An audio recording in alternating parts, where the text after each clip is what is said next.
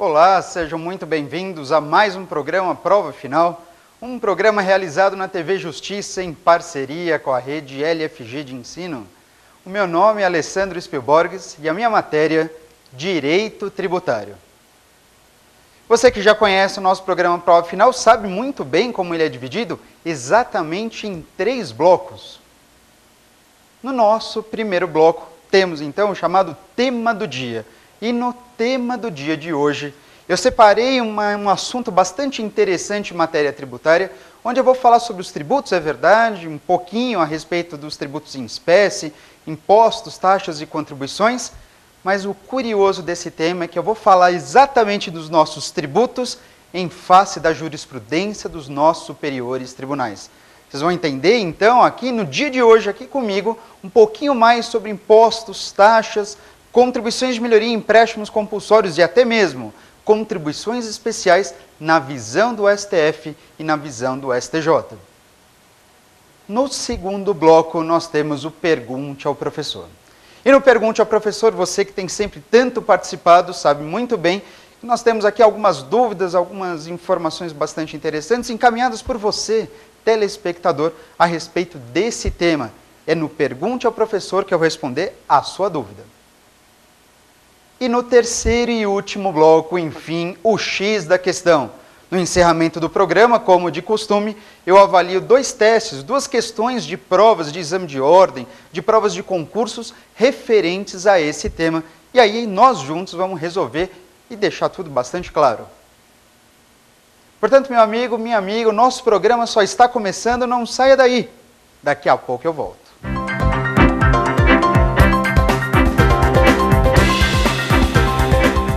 Estou de volta para a gente falar no nosso primeiro bloco do tema do dia.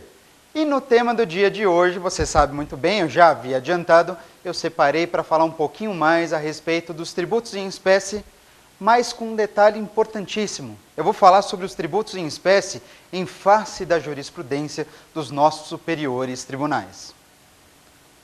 Portanto, a análise de hoje não é qualquer análise, não. A gente vai falar sobre os tributos em espécie, eu vou falar do trivial, sem dúvida nenhuma, mas com aquela pitada de jurisprudência em vigor, com aquela pitada da informação mais recente que nós temos, segundo os nossos tribunais, como o Supremo Tribunal Federal e mesmo em razão do Superior Tribunal de Justiça.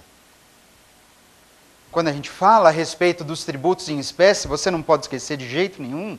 Primeiro, a gente tem que observar quais são esses tributos segundo a Constituição Federal, como é que esses tributos estão determinados e são desenvolvidos através da legislação hoje em vigor, e depois disso eu faço o apontamento acerca do STF, do STJ, quem sabe até se tiver alguma súmula, certamente eu vou comentar. Portanto, meu amigo, minha amiga, vamos pensar primeiro numa análise partindo do texto da Constituição Federal. Quais são os tributos segundo a nossa Carta Magna? Quantos são eles? É isso que a gente vai ver agora inicialmente.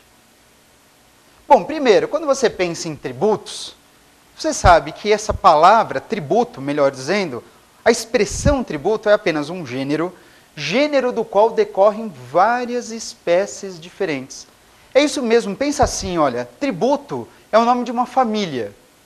Nessa família nós temos uma série de integrantes, que são, segundo a legislação, esses integrantes, as chamadas espécies tributárias. E quais seriam essas espécies tributárias? Ora, as espécies tributárias, segundo a Constituição Federal, são 5. Você consegue, até com uma certa facilidade, visualizar cada uma dessas espécies. São 5 as espécies tributárias. Vamos enumerar? Primeiro, nós temos os impostos, mas há também as taxas, as contribuições de melhoria, os empréstimos compulsórios e até mesmo outras contribuições, chamadas de contribuições especiais. Percebe? 5 espécies tributárias, eu repito para você. Impostos, taxas, contribuições de melhoria, empréstimos compulsórios e contribuições especiais. São exatamente essas 5 espécies tributárias que você consegue observar lá no texto da Constituição. Se você for, então, ler com um pouquinho mais de cuidado os artigos 145, 148 e 149 da nossa Carta Magna. A pergunta que fica é, escuta, mas será que essas espécies tributárias retratadas pela Constituição Federal são as mesmas espécies tributárias reconhecidas pelo texto do nosso Código Tributário Nacional? Portanto, pelo texto da nossa Lei 5.172 de 1966. Será que as espécies tributárias, eu pergunto para você, de acordo com a Constituição e de acordo com o CTN, são as mesmas? Ou será que não? Olha só que interessante. Na Constituição Federal, não tem dúvida absolutamente nenhuma, você consegue observar cada uma dessas 5 espécies tributárias, como eu já havia comentado. Mas você não pode esquecer de jeito nenhum que nós temos o CTN. O CTN hoje, que é a lei que surgiu em 1966, através do número 5.162. Desculpa, 5.172. 5.172 de 66 é a legislação pertinente ao que a gente chama hoje de Código Tributário Nacional. Sabendo disso, a pergunta que vem logo a seguir é: quais são as espécies tributárias segundo o CTN? Ele fala em 5 espécies ou não? Eu digo não. O CTN, se você for bem observar, lá no artigo 5º, ele fala em espécies tributárias. Ele reconhece que tributo é só um gênero, e desse gênero nós temos algumas espécies, mas para o CTN, as espécies tributárias se resumem em 3. E quais são elas, então? Para o CTN, as espécies tributárias são apenas os impostos, as taxas e as contribuições de melhoria. É isso mesmo, o CTN ele reconhece que tem o tributo, que o tributo é um conceito bastante importante, inclusive exposto por ele mesmo, o CTN, mas ele, Código Tributário Nacional, reconhece como espécies tributárias não 5, mas apenas 3. Ele só reconhece os impostos, as taxas e as contribuições de melhoria. Mas está faltando os empréstimos compulsórios e as contribuições especiais? Como é que elas ficam? Ora, os empréstimos compulsórios e as contribuições especiais, elas são hoje em dia reconhecidas como tributos, de fato, não há dúvida nenhuma nesse sentido. Mas fica um detalhe aqui que vale a pena a gente entender. Por que o CTN, que fala sobre as espécies tributárias, não reconhece empréstimos compulsórios e contribuições especiais? Se a Constituição hoje aponta empréstimos compulsórios e contribuições especiais como tributos, por que o CTN já não fez isso antes, quando ele surgiu? Ora só, pensa o seguinte, o CTN é a Lei 5.172 do ano de 1966. Ora, em 66 vigorava qual Constituição? Não é a atual. A nossa Constituição é de 1988. Em 1966, quando surgiu o CTN, vigorava a Constituição Federal do ano de 1946. E está aí o segredo. Professor, como assim? Qual é o segredo? O segredo é simples. O CTN, quando ele entrou em vigor, ele observava a Constituição daquela época. E naquela época, como acabei de falar, nós tínhamos a Constituição de 1946. E se você perguntar, essa Constituição de 46 falava em tributos? Eu digo, falava. Falava em quantas espécies tributárias? Aí eu digo para você, a Constituição de 46 só falava em 3 espécies tributárias. Não é à toa que o CTN, obediente que era, simplesmente falou, bom, então se a Constituição, se a própria Constituição só fala em 3, eu também só vou falar em 3. Daí dá para você entender por que o CTN, ainda que hoje em vigor, ele só comenta sobre 3 espécies tributárias. Por que mesmo? Porque o CTN é de 66 e na época que ele entrou em vigor, a Constituição Federal, até então válida, só falava em 3 espécies. E o CTN, por sua vez, então, naturalmente, só indicou 1, 2, 3 espécies. Os impostos, as taxas e as contribuições de melhoria. Mas uma coisa é certa e não há dúvida nenhuma, inclusive segundo o posicionamento atual do Supremo Tribunal Federal, as espécies tributárias não se resumem em 3. Apesar do CTN só indicar 3, o Supremo Tribunal Federal reconhece que as espécies tributárias são 5. Além dos impostos, das taxas e das contribuições de melhoria, temos ainda os empréstimos compulsórios e as contribuições especiais. Portanto, caso você seja questionado sobre as espécies tributárias, não há que ter dúvida de jeito nenhum.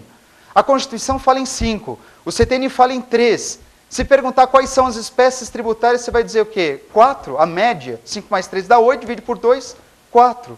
É isso que você vai dizer? É claro que não. Você vai falar, olha, a Constituição Federal, inclusive segundo a jurisprudência, admite e reconhece 5 espécies tributárias. Você pode responder assim na lata, sem dúvida nenhuma. 5 são as espécies tributárias. Pode responder sempre que vier qualquer pergunta nesse sentido, 5 são as espécies tributárias, de impostos a contribuições especiais. Mas olha, cuidado. Cuidado, porque tem teste, especialmente em concurso público, que faz uma pergunta um pouquinho mais peculiar. Faz um questionamento ainda mais detalhado. Que tipo de pergunta é essa?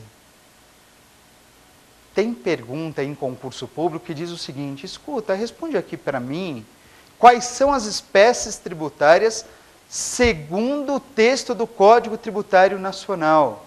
Pergunta quais e quantas são as espécies tributárias segundo o CTN. Você está percebendo que, neste caso, a questão ela blinda a resposta? É isso que a gente chama de blindagem de questão, uma questão blindada. É aquela questão que conduz a sua resposta segundo um determinado fundamento. Essa questão que eu falei, ela diz o seguinte, olha, eu quero as espécies tributárias sim, eu quero que você me responda as espécies tributárias, mas segundo o texto do CTN. Aí você diz, bom, segundo o texto do CTN, lá no artigo 5º, só fala em 3 espécies tributárias. Ainda que você saiba muito bem que as espécies tributárias hoje em dia são em número de 5, inclusive reconhecidas assim segundo o STF, como a pergunta quis que você respondesse segundo o CTN, aí você vai indicar apenas 3. Mas olha, muito cuidado. Você só vai responder 3 espécies tributárias se estiver claro no teste, se estiver taxativa, expressamente descrito no enunciado desta questão. Aí você responde 3.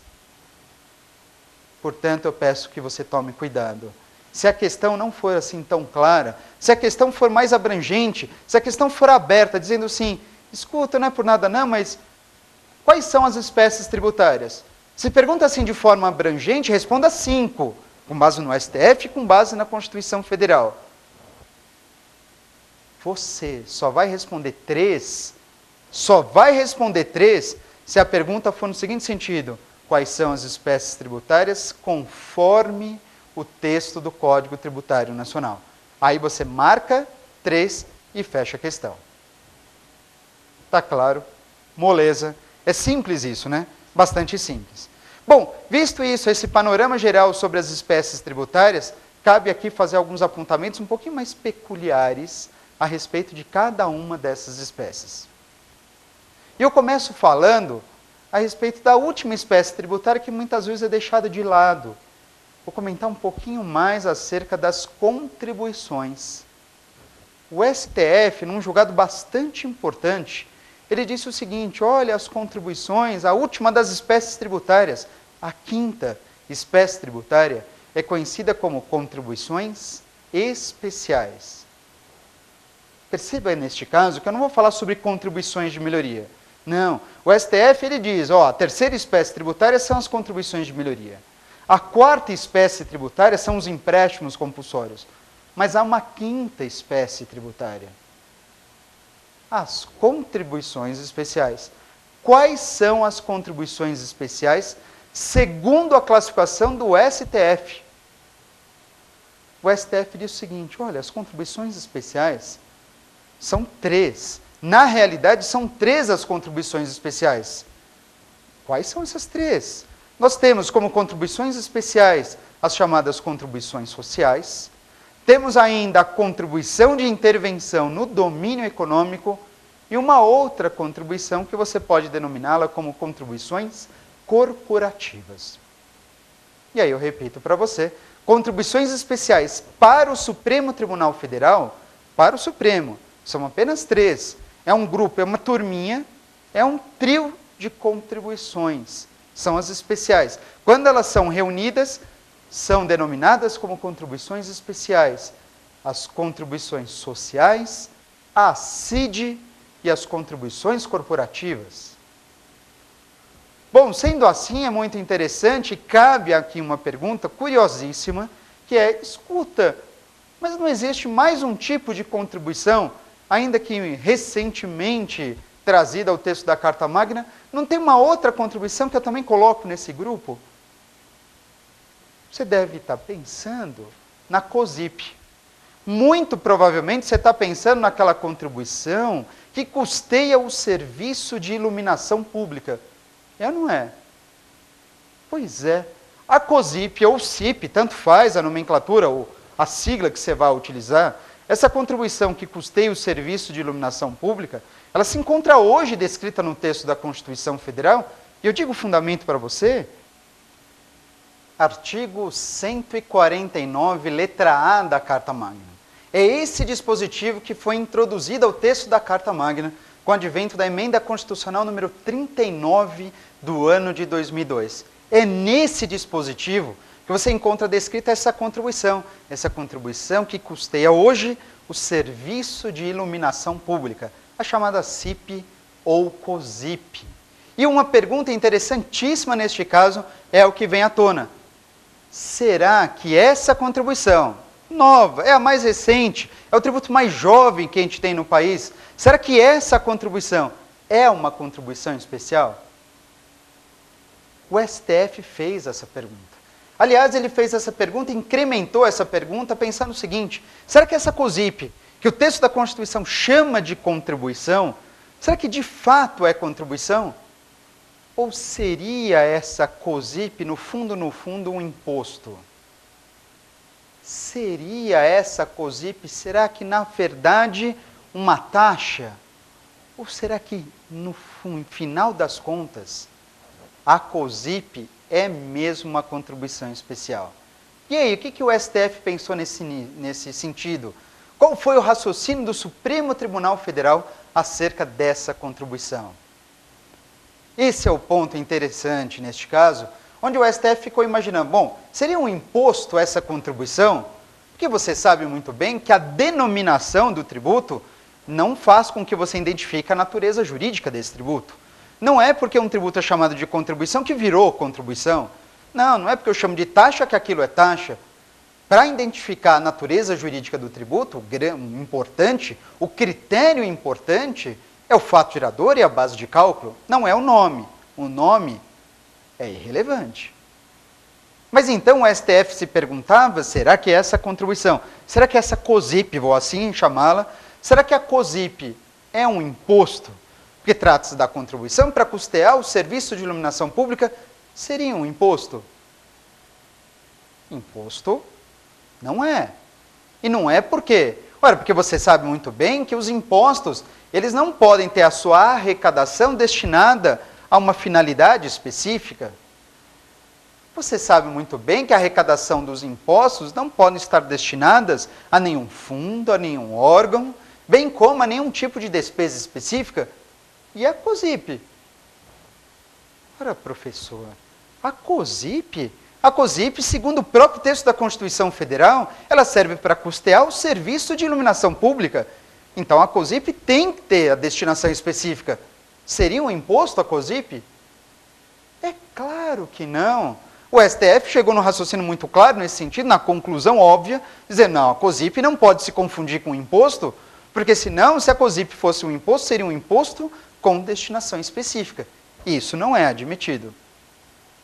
Ultrapassado, então, essa etapa, COSIP não se confunde com imposto. Seria COSIP, no final das contas, uma taxa? Será que ela tem natureza de taxa? Então, a gente está chamando de contribuição.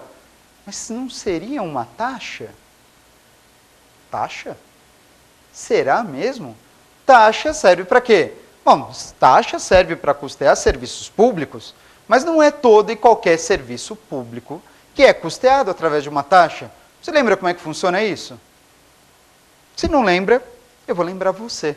Vou te ajudar neste ponto. Você sabe que os serviços públicos que podem ser custeados através de taxas são aqueles serviços públicos que sejam ao mesmo tempo específicos e divisíveis. Aí você pensa na iluminação pública. A iluminação pública é um serviço público? É ou não? É. A iluminação pública é um serviço público. Beleza, então pode ser custeado por taxa? Então quer dizer que a COSIP é uma taxa? Espera aí. A iluminação pública é um serviço público. Mas será que a iluminação pública representa um serviço público específico e divisível? Seria o serviço de iluminação pública um serviço em que o ente federado ele pode verificar quem é o contribuinte que se vale do serviço e a quantidade de iluminação pública que cada indivíduo se vale?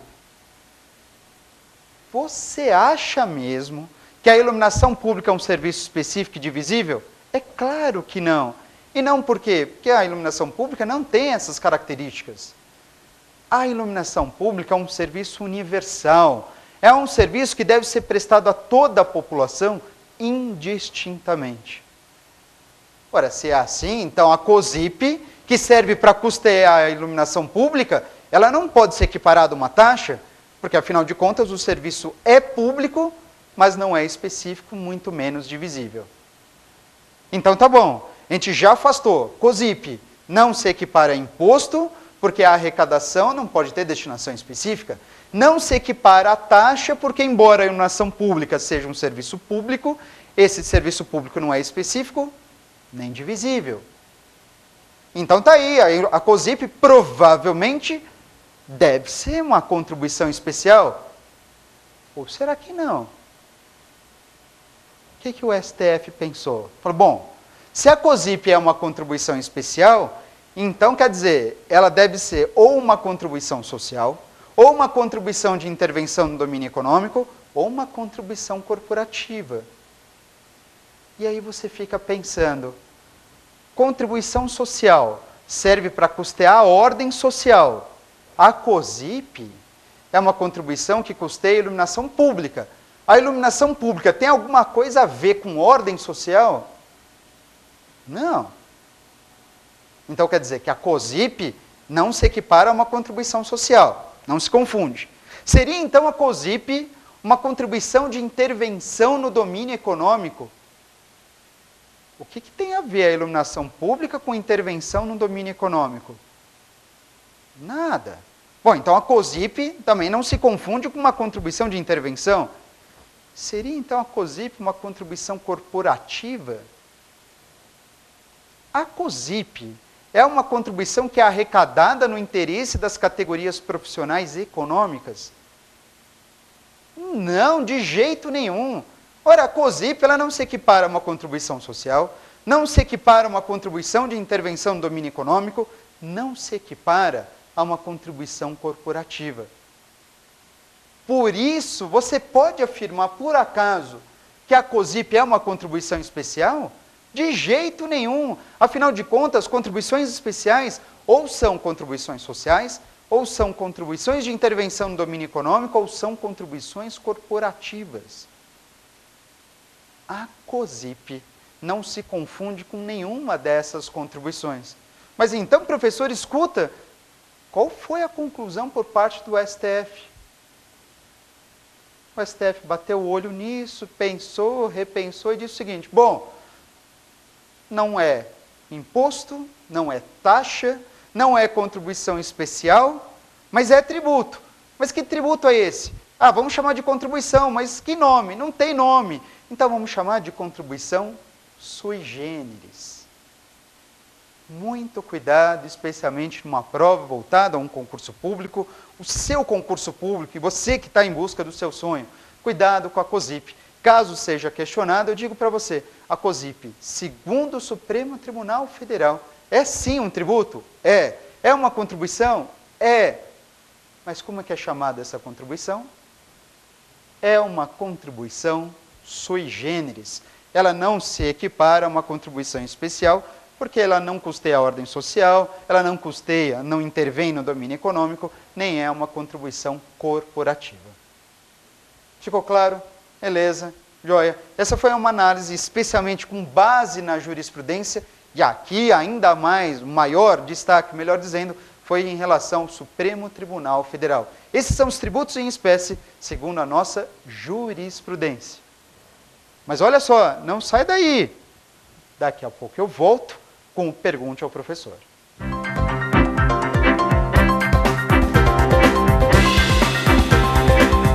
É o Pergunte ao Professor chegando agora para tirar suas dúvidas. E você sabe como participar desse bloco exatamente no nosso programa Prova Final? Você lembra? Não? Por favor, mande o seu e-mail, continue participando. É só anotar, vai aparecer aqui para você. O e-mail é provafinal@anhanguera.com. Não deixe de participar, encaminhar suas dúvidas, porque hoje pode ser justamente o dia que eu vou responder a sua dúvida.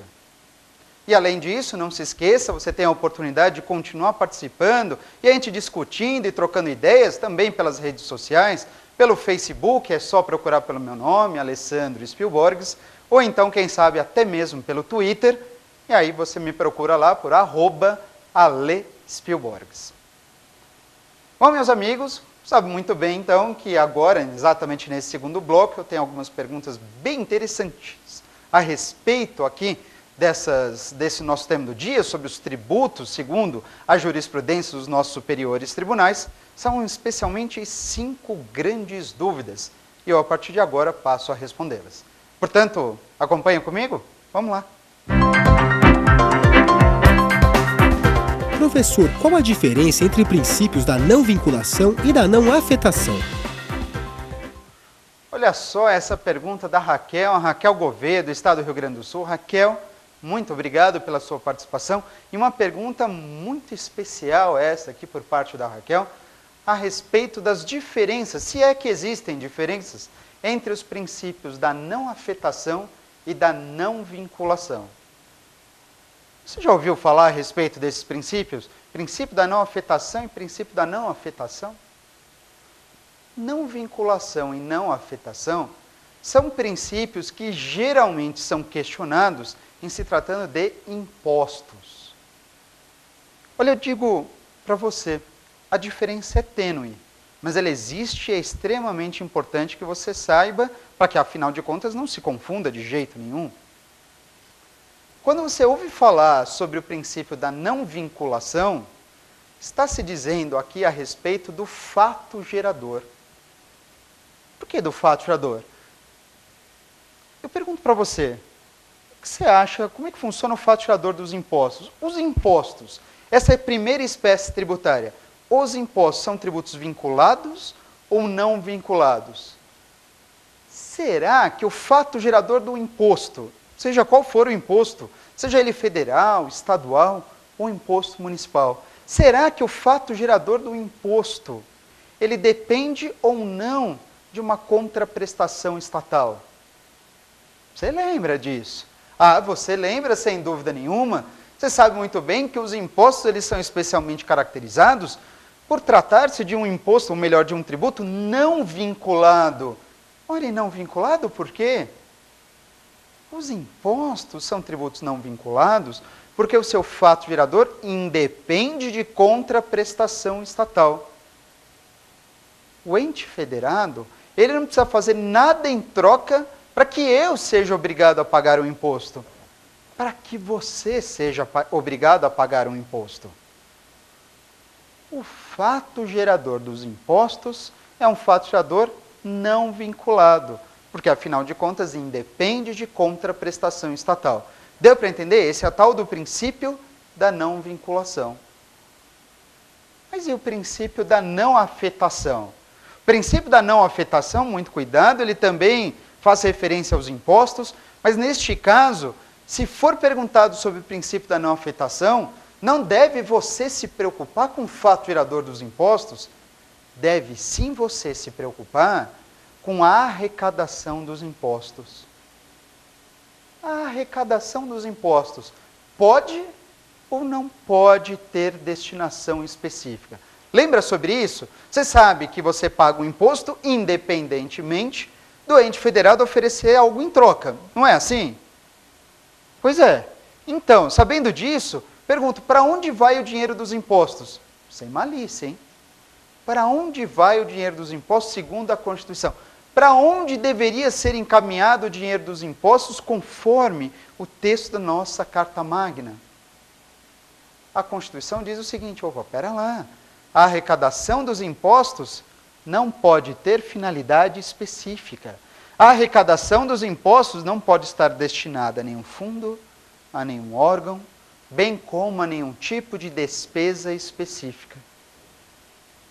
Quando você sabe e afirma que a arrecadação dos impostos não pode ter uma finalidade específica, você está se referindo a um princípio. A qual princípio? Isso mesmo, ao princípio da não afetação. Pegou a diferença? Princípio da não vinculação relacionado ao fato gerador, porque o imposto ele tem um fato gerador que independe de contraprestação estatal, e o princípio da não afetação, que diz respeito à arrecadação dos impostos. Afinal de contas, você sabe muito bem que a arrecadação dos impostos não pode ter destinação específica. Fechamos essa, então? Tranquilo, hein? Muito importante essa diferença entre esses dois princípios. A pergunta da Raquel foi formidável. Mais uma vez, muito obrigado, Raquel. Mas vamos lá, tem mais perguntas pela frente, acompanhe comigo. É verdade que as taxas podem, mas não devem ter destinação específica? Olha só, Otávio Costa, que pergunta formidável também neste caso, afinal de contas, uma pergunta referente às taxas, dizendo, escuta, professor, eu ouvi dizer que as taxas podem, mas não devem ter destinação específica. Que conversa é essa? Otávio, você escutou muito bem. Se você ouviu essa informação, se você leu essa informação, uma informação bem peculiar a respeito dos tributos em espécie. Nesse caso, ainda mais específica, em se tratando de taxas. Vamos pensar o seguinte. Os impostos, a gente acabou de trabalhar com os impostos, eu disse o seguinte, que os impostos, que a arrecadação dos impostos não pode ter destinação específica. Mas não mesmo. Essa é a regra, a arrecadação dos impostos não pode ter destinação específica. Tá bom, beleza, ainda que existam algumas exceções, lá estampadas no artigo 167, inciso 4º da Carta Magna, sabemos nós que a arrecadação dos impostos não podem ter destinação específica. Mas e as taxas? As taxas, por acaso, podem ter destinação específica? Os impostos não. Aí as taxas? As taxas podem ter destinação específica, ora, por que não? Uma taxa pode muito bem custear um serviço público, pode, seja um serviço público, enfim, específico e divisível, seja se tratando de um serviço de fiscalização. Então, taxas podem custear um serviço público. A arrecadação das taxas pode ter destinação específica. Mas, presta bem atenção. A arrecadação das taxas pode ter destinação específica. É diferente de falar que a arrecadação das taxas deve ter destinação específica. É ou não é diferente? É diferente. Quando você diz, se você dissesse, melhor dizendo, que a arrecadação das taxas deve ter destinação específica, você está me informando o seguinte, que tudo que se arrecada através da taxa tem que servir necessariamente para custear aquele serviço público? Não é assim? Quando você fala deve. Quando você diz pode, significa dizer que existe uma autorização, mas não é imprescindível que isso aconteça. Pois é, nas taxas, de fato, segundo o STF, mais uma vez eu aqui invocando o posicionamento e o raciocínio do nosso Supremo Tribunal Federal, as taxas podem, sem dúvida nenhuma, ter destinação específica. Os valores arrecadados a título de taxas pode ter destinação, pode servir para custear o serviço público, e é geralmente o que acontece. Mas isso não quer dizer que a arrecadação das taxas só serve para isso. A arrecadação das taxas não devem ter destinação específica, mas podem ter. Mas aí, lembro eu nesse momento e reservo aqui esse detalhe para contar para você sobre as taxas. Existem duas taxas, existem duas cobranças que, segundo o STF, têm natureza de taxas, e essas duas cobranças são as únicas taxas no país cuja arrecadação tem que ter destinação específica. Você está me entendendo? O negócio é o seguinte: existem duas taxas que, segundo o STF, são de fato taxas. E que cobranças são essas? São as custas e os emolumentos públicos. Essas custas e os emolumentos públicos, segundo o STF, primeira grande informação, tem natureza de taxa. E segunda informação, as custas e emolumentos públicos são os únicos tipos de taxas cuja arrecadação deve ter destinação específica. Olha só que interessante. Grava aí. Custas e emolumentos públicos, duas características, são taxas. E a arrecadação deve ou não deve ter destinação específica das custas e emolumentos? Deve sim ter destinação específica, porque você deve se recordar o seguinte: há jurisprudência bastante nesse sentido, dizendo que os valores arrecadados através de custos e emolumentos públicos servem e não podem ir para outro local, senão para custear a atividade jurisdicional. Portanto, para resumir e deixar bem claro para o que você acabou de ouvir e certamente entendeu. Qual é a regra? Taxas são tributos cuja arrecadação pode ter destinação específica. Mas existem apenas dois tipos de taxas cuja arrecadação mais do que pode ter destinação específica. Existem dois tipos de taxas cuja arrecadação deve ter destinação específica. Quais são essas taxas mesmo? São as custas e os emolumentos públicos, que representam os únicos tipos de taxas cuja arrecadação tem que ter destinação específica. Afinal de contas, os valores auferidos através dessas cobranças servem justamente para custear a atividade jurisdicional. Perfeito? Tranquilo? Essa pergunta foi ótima. Muito obrigado mais uma vez pela participação e não esquece da resposta. Vamos para mais alguma pergunta? Vamos lá? Vamos continuar resolvendo isso de uma vez por todas. Acompanha comigo. Qual o critério para definir se incide IPTU ou ITR, localização ou destinação do imóvel? Olha uma pergunta aqui do Jefferson, do estado do Rio de Janeiro. Jefferson, muito obrigado. Do estado e da cidade, da capital, no Rio de Janeiro. Jefferson, uma pergunta bem legal a respeito do IPTU, do ITR. Mais uma vez, quem que a gente traz aqui à tona? Quem que a gente precisa invocar? Ora, o Supremo Tribunal Federal. O Supremo Tribunal Federal disse: é muito importante mesmo a gente ter clara a distinção e estabelecer qual é o critério para saber se aquele imóvel está sujeito ao IPTU ou se aquele imóvel estaria sujeito ao ITR. Sabemos que os dois impostos incidem sobre a propriedade de um imóvel, seja um situado em zona urbana, IPTU, seja situado em zona rural, ITR. Tá bom, IPTU e ITR, além disso, você sabe que o IPTU é um tributo municipal, o ITR de competência da União. Pois é, vamos seguir em frente. Vamos pensar no seguinte, um caso bem peculiar. Imagina, em plena cidade, em pleno centro urbano, no centrão da cidade. Não há dúvida nenhuma que ali é zona urbana, só que no centro da cidade tem uma plantação de alface só. É um terreno de uma proporção razoável, onde ali naquele terreno, no centro da cidade, portanto, onde há todos os melhoramentos públicos possíveis e imagináveis, ali alguém tem um imóvel que é um terreno onde há apenas uma plantação de alface. Beleza, alface.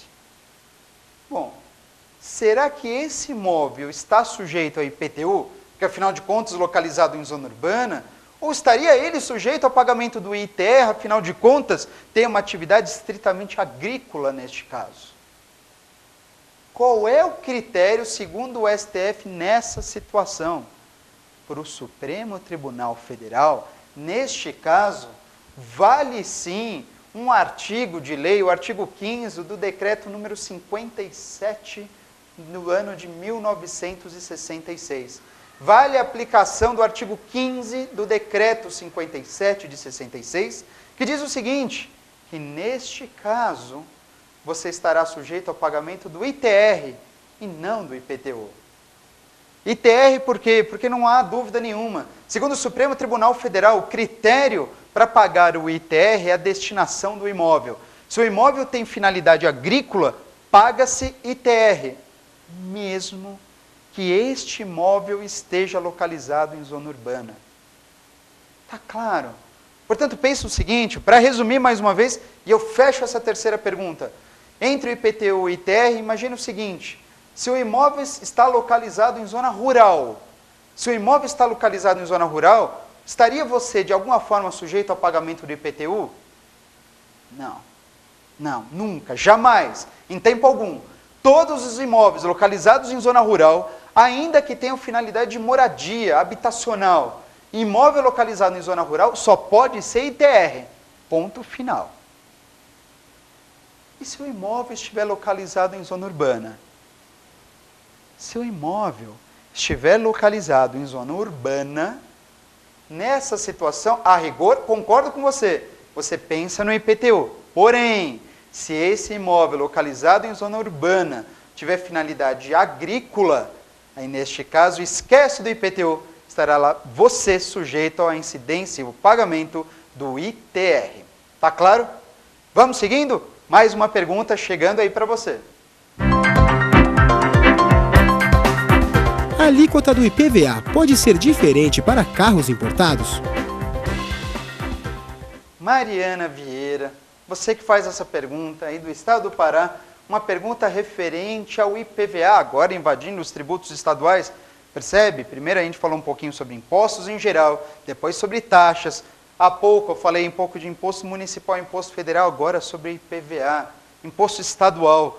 Será que a alíquota do IPVA para carros importados, ela pode ser diferenciada se comparada à alíquota do IPVA que incide sobre carros nacionais? O que você acha disso? O que você está pensando dessa situação? Você que imagina, pô, carro importado, bacana, um carro importado, hoje não quer dizer muita coisa não. Carro importado pode ser um carro chinês, pode ser um carro indiano, o carro mais barato do mundo. Até outro dia eu escutei essa reportagem, é um carro indiano. Aí você pensa, alguém chega e fala assim, eu comprei um carro importado. Você já está imaginando uma Ferrari, uma BMW, uma Mercedes, mas pode ser um carro indiano? Pois é. Como é que fica, neste caso, a incidência do IPVA quanto à sua alíquota? Em relação à alíquota, pense o seguinte, neste caso, você deve relembrar um dispositivo bastante interessante do nosso texto constitucional, que é o artigo 152. Esse dispositivo, o artigo 152, ele trabalha e desenvolve um princípio, é o chamado princípio da não diferenciação tributária. Olha, sabe que esse princípio da não diferenciação tributária, para começar, ele só faz referência a tributos estaduais e municipais. Ele, neste caso, ele não restringe a atuação, ou a atuação, melhor dizendo, da União. Artigo 152, ele só é aplicado a tributos estaduais e tributos municipais. Interessante isso. De acordo com o princípio da não diferenciação tributária, é impossível haver diferença tributária em razão da origem ou do destino de um bem ou de um serviço. Quero dizer com isso, quis a Constituição significar com essa informação de que não pode um tributo estadual, por exemplo, no caso o IPVA, que é o que eu coloco em tela aqui, não pode o IPVA ter alíquotas diferentes só porque o carro é importado, só porque o carro é coreano, só porque o carro é indiano, só porque ele é japonês, americano, italiano, alemão, só porque o carro é estrangeiro. A alíquota desse veículo pode ser diferente se comparado ao carro nacional? Não. Porque se for, viola a disposição do artigo 152 da Constituição Federal. Então isso não pode acontecer. Só não esquece, o IPVA hoje em dia, ele apenas poderá ter alíquotas diferenciadas em razão do tipo do veículo ou em razão do uso, mas não em razão da origem desse veículo. Tá claro? De verdade? Vamos para a última pergunta? Incide imposto de renda sobre a indenização decorrente de dano moral? Bom, olha só que pergunta interessante do Douglas Costa, da cidade de São Paulo, referente à incidência do imposto de renda ou não, sobre aquela indenização decorrente de dano moral. Será que incide ou será que não incide o imposto de renda? Para você pensar nisso, antes de mais nada, você deve lembrar, afinal de contas, o imposto de renda deve recair, deve ser cobrado quando acontece o quê? Quando você ofere renda, de fato, ou melhor dizendo, quando você tem um acréscimo patrimonial. Esse é o segredo do imposto de renda. Havendo acréscimo patrimonial, IR para cima dele. Pois é, e se você sofre um dano no seu patrimônio? Se você sofre um dano no seu patrimônio, em vez de seu patrimônio aumentar ao contrário, ele decai, ele decresce. Se o seu patrimônio ele é diminuído, e aí, em virtude dessa diminuição, você é indenizado, você há de concordar comigo que a indenização, ela não tem natureza de acréscimo, mas a indenização tem natureza de recomposição patrimonial. Não é certo? Pois é. Pensando nisso, você imagina que você pode ser indenizado por conta de danos que acontecem. Esses danos podem ser materiais ou esses danos podem ser imateriais. Ou seja, o dano pode ser patrimonial, material, ou o dano pode ser moral. Se você recebe uma indenização decorrente de dano patrimonial, de dano material, sem dúvida nenhuma, essa indenização é mera recomposição e sobre a recomposição, naturalmente, não incide o imposto de renda. Mas e se a indenização for decorrente de um dano moral? Você sofreu um dano, alguém causou um dano a você, mas causou um dano à sua moral. Como que ele vai devolver essa moral? Ele vai devolver essa moral através do pagamento em dinheiro a título de indenização.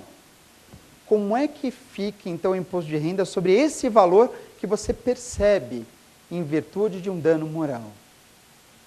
O STJ já pensou de diversas maneiras esse assunto e hoje em dia eu digo para você, segundo o Superior Tribunal de Justiça, ainda que seja uma indenização decorrente de dano moral, continua sendo mera recomposição patrimonial. E ora, se é recomposição patrimonial, incide ou não o imposto de renda? Não, não incide o imposto de renda, então deixa aí bem gravado, inclusive uma matéria hoje já consagrada, tem súmula, anota a súmula, súmula 498 do STJ, marcou? Súmula 498 do STJ. Não incide dano, ou melhor, não incide imposto de renda, ainda que a indenização seja decorrente de dano moral. Tá fechado? Deu para entender direitinho? Mas você não está pensando em sair daí não, porque daqui a pouco eu volto com o nosso último bloco para fechar o nosso programa, prova final de hoje, que é o X da questão. Espera aí, daqui a pouco eu volto.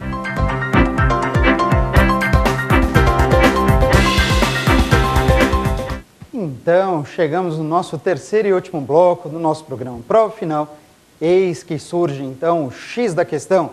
X da questão para resolver 2 testes especialmente selecionados para você a respeito dos tributos em espécie, levando em consideração especialmente a jurisprudência dos nossos superiores tribunais. Vamos direto para a primeira questão? Acompanha comigo, com cuidado, hein? Vem cá. Olha só, uma questão exigida na prova da ordem no ano de 2010, já realizada pela FGV, dizendo o seguinte: nos autos de uma ação de divórcio, os ex-cônjuges casados em regime de comunhão total de bens dividiram o patrimônio total existente da seguinte maneira: o imóvel situado no município X, no valor de R$50 mil, pertencerá ao ex-marido, enquanto que o imóvel situado no município Y, no valor de R$30 mil, pertencerá à ex-esposa.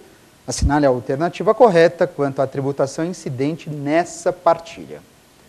Bom, olha só, o negócio é o seguinte, antes de ir para as alternativas mesmo, vamos imaginar essa situação. Uma situação onde tem uma separação, um divórcio, neste caso, onde o patrimônio total do casal é de R$80 mil, um imóvel de 50 mil, outro imóvel de 30 mil. Eles até então eram casados no regime de comunhão parcial de bens, ou total de bens, mas no regime de comunhão de bens. Isso significa dizer que 50% para cada um, pertence a cada um. Tem 80 mil, então correto é o marido ficar com um montante de 40 mil, a esposa, agora a ex-esposa, com um montante de 40 mil. 40 para um, 40 para outro, 50% para cada um, beleza? Se cada um ficasse com um montante de R$40 mil, eu diria, não há incidência de nenhum imposto, porque não há transmissão, 50% já pertence a cada um deles. Entretanto, o problema diz o seguinte, que o marido, o ex-marido, o homem, neste caso, ficou com um imóvel de R$50 mil. E a mulher abriu mão desse imóvel e ficou com outro de apenas R$30 mil. Nesse caso, como é que fica a incidência do imposto? Porque há incidência de algum imposto. O marido ficou com 50, quando na verdade o patrimônio dele, o quinhão dele representava apenas 40 mil, que era 50%. Só que ele ficou com 50 mil. Significa dizer que vai incidir imposto sobre essa diferença. Sobre R$10 mil incidirá imposto. Qual o imposto? ITBI ou ITCMD? Eu sei que você deve estar pensando no ITBI, porque se trata de um bem imóvel, mas cuidado, o ITCMD também incide sobre bens imóveis. E neste caso é o ITCMD. E sabe por que é o ITCMD? É o ITCMD porque nessa situação a transmissão não é onerosa. A mulher simplesmente abriu mão daquele imóvel cujo valor era de 50 mil. Se ela abriu mão simplesmente, se a transmissão é não onerosa, naturalmente você pensa na incidência do ITCMD. Tá claro? Incide ITCMD sobre uma base de cálculo no total de R$10 mil. Qual a alternativa correta neste caso? Acompanha comigo. Nessa situação, portanto, a alternativa correta, olha só, de cara, alternativa letra A, dizendo o tributo a ser recolhido será o ITCMD de competência do Estado, naturalmente, e incidirá sobre a base de cálculo no valor de R$10 mil. Deu para entender? Marcou a alternativa correta? Letra A. Vamos para a próxima ou não? Agora, na tela para você. Próxima questão dizendo o seguinte, agora do 8º exame da ordem, também realizada pela FGV. O Mário inscreveu-se no programa de incentivo à aposentadoria mediante indenização. Inscreveu-se no programa de incentivo à aposentadoria, tá certo? Mediante indenização, promovido pela empresa em que trabalha. A respeito do caso proposto, assinale a alternativa correta. Olha só, a gente trabalhou com isso há pouco mesmo, ali naquela segunda parte, o nosso segundo bloco, que é justamente o Pergunte ao Professor. Imposto de renda. Ele se inscreveu-se no programa de aposentadoria incentivada. Tá bom, e aí ele recebeu uma indenização por conta disso. Se ele receber uma indenização, neste caso, indenização incide o imposto de renda? Não essa, porque essa tem natureza de mera recomposição patrimonial. Portanto, incidirá ou não o imposto de renda? De jeito nenhum. E de jeito nenhum por quê? Porque neste caso o valor recebido tem natureza de indenização meramente de recomposição. Vamos procurar a alternativa correta? Olha só, nessa situação, lendo as três alternativas, percebe que a alternativa correta é de letra C. O Mário não pagará imposto de renda, já que o valor recebido tem caráter indenizatório. E você lembra muito bem, se tem caráter indenizatório, nessa situação é mera recomposição patrimonial, portanto não há que se falar na incidência do imposto de renda. Esse teste, a alternativa C, responde de forma adequada. Portanto, olha só, eu só tenho muito a agradecer mais uma vez a presença de todos vocês, de você que me assiste nesse momento, para falar um pouco mais sobre os tributos em espécie, segundo a visão dos nossos superiores tribunais. Meu amigo, minha amiga, você que me acompanhou mais uma vez, muito obrigado, um grande beijo, um grande abraço, a gente se vê, até mais. Tchau, tchau.